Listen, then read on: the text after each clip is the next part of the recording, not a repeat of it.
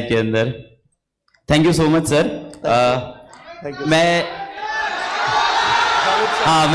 मैं उन्हीं को बुला रहा हूं, तो आप लोग के हिस्ट्री के बेहतरीन टीचर जावेद सर।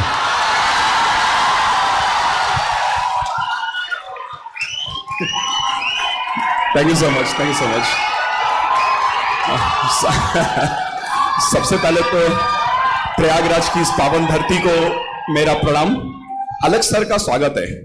मुझे पता चला कि आप सर प्रयागराज पहली बार सर मेरे ही शहर में मेरा स्वागत कैसे कर सकते हो आप? और आप सभी लोगों का बहुत बहुत स्वागत है। एक बार मेरे साथ जोर से बोलिएगा, जिस नारे के बगैर यहाँ की संस्कृति अधूरी है।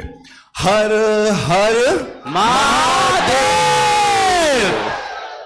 बाबा भोले हुआ सब ठीक करिया, चिंता जिन करिया। चिंता मत करिएगा कभी भी, खूब जी तोड़ मेहनत करिएगा। और मेरा आप लोगों के लिए मैसेज है कि खूब अच्छे से आगे बढ़िए जिंदगी में। और यहाँ पीडब्ल्यू ओनली आईएएस, अलग सर, सुमित सर और रिस्पेक्टेड फैकल्टी मेंबर्स, ये जी जान से वाकई आपके लिए डेडिकेटेड है।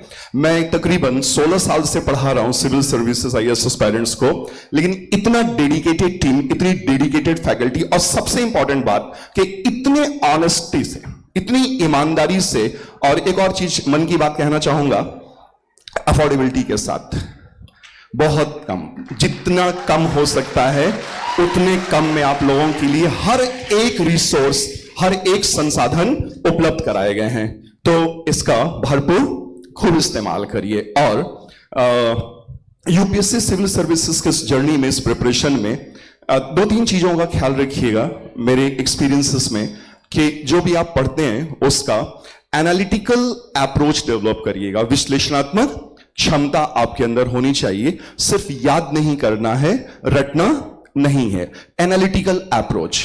यूपीएससी एक और चीज डिमांड करती है। एनालिटिकल अप्रोच के अलावा वो वर्टिकल डिगिंग करती है। मतलब जो भी टॉपिक पढ़िए उसको बहुत अच्छे से पढ़िए, बहुत मन से पढ़िए और उसका इन डेप्थ एनालिसिस करिए।